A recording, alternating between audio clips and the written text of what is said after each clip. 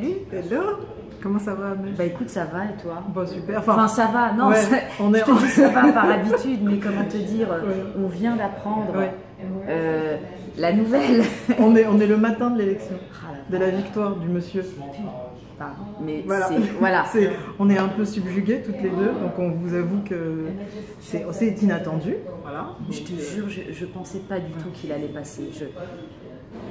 I'm speechless, vraiment. Sans voix, on est surpris. Même tous les analystes là n'avaient pas donné ça. Donc comment on fait?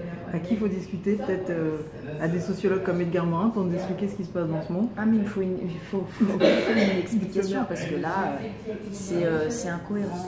Ce grand écart entre Obama et lui, j'ai pas compris. Enfin, je ne comprends pas. Enfin, j'ai besoin de parler à des gens. Il vaut mieux être un garçon peut-être en fait finalement. Ah non, mais vaut mieux se présenter, vaut mieux être homo, noir, musulman, que femme en fait. Ça légitime Obama d'une certaine manière. Voilà, d'avoir tout ça.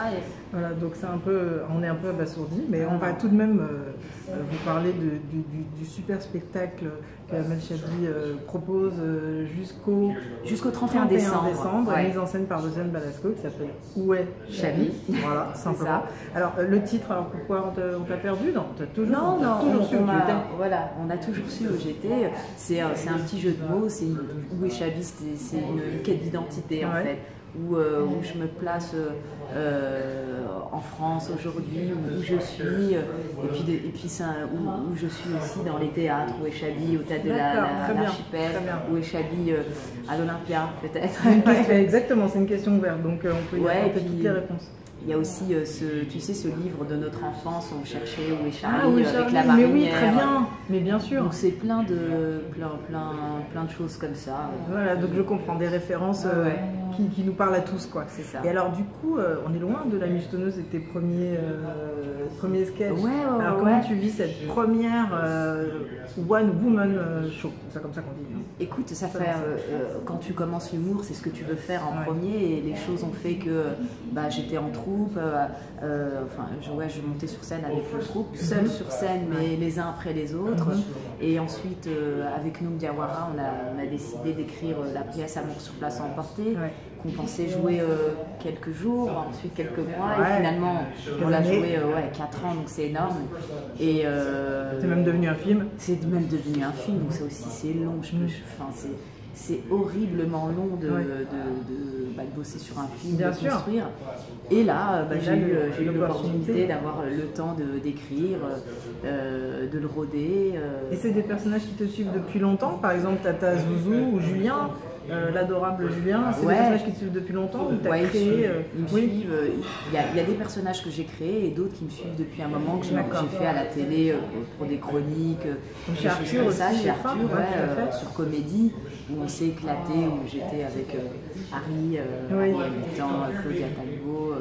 Et sur Comédie, c'est vrai qu'on avait la liberté de tout essayer, mais on était vu par personne. Oui, exactement. J'avais aucune pression. Donc on peut roder. On peut essayer des personnages, et quelques-uns sont sortis de ces essais. Donc Tata Zouzou, Julien Duchemin, qui est une jeune Kaira convertie, fraîchement convertie à l'islam.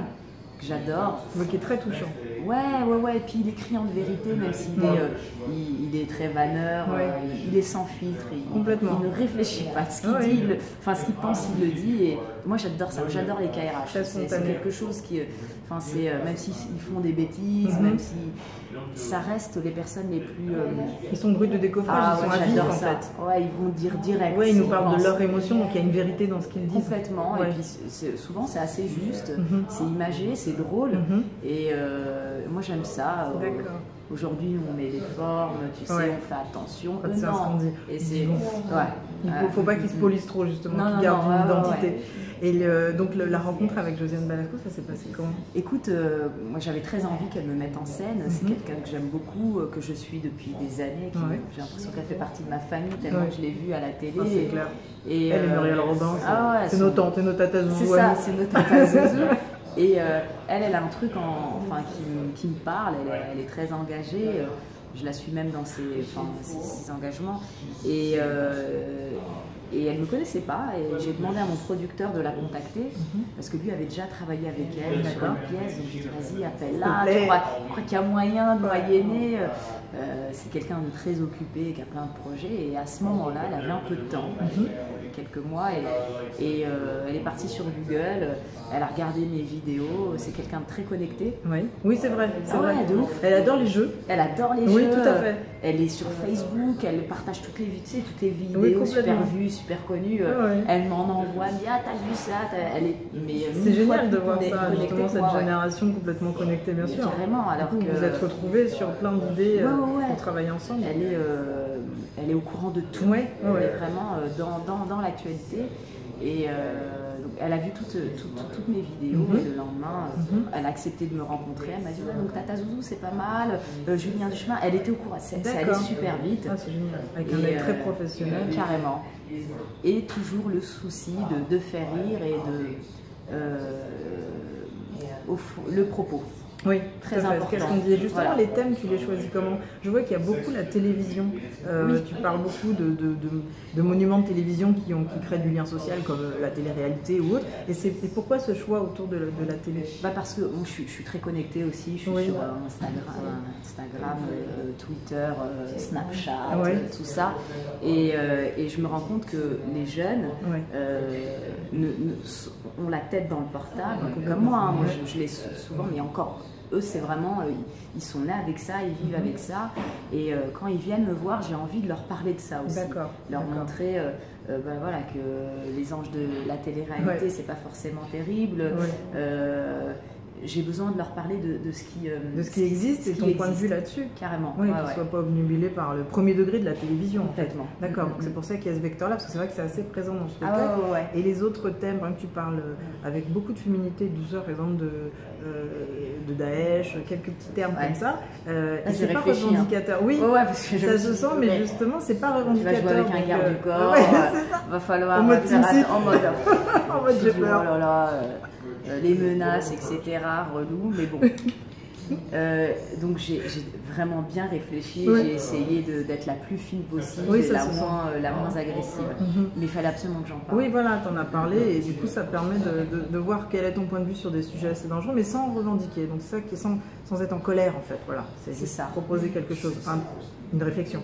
Carrément, presque de l'empathie. Oui, voilà. C'est très bizarre, hein, mais je pense que c'est la clé pour dialoguer et avancer. Oui, voilà, non, mais je comprends complètement. Donc le spectacle dure à peu près 1 heure, c'est ça? C'est ça, 1h15 ou c'est ça. On voit que dans la salle, en fait, j'ai remarqué qu'il y avait une population extrêmement variée. Et ça, c'est assez intéressant de voir le public que tu attires. En fait, c'est un public de tout âge. Il y a pas mal d'hommes de plus de 50 ans blancs, ce que dénonce Delphine Ernotte, patronne de France Télévisions. Et donc, ça veut dire que ton discours, est-ce que tu ressens ça quand tu te balades, quand tu rencontres des gens, que ton discours peut toucher plusieurs cibles, plusieurs personnes? Alors, je bosse pour. Ah voilà. Franchement, je bosse pour. C'est pas un hasard. C'est pas un hasard parce que j'ai une cible naturelle qui est jeune, rebeu, renois, issue des minorités.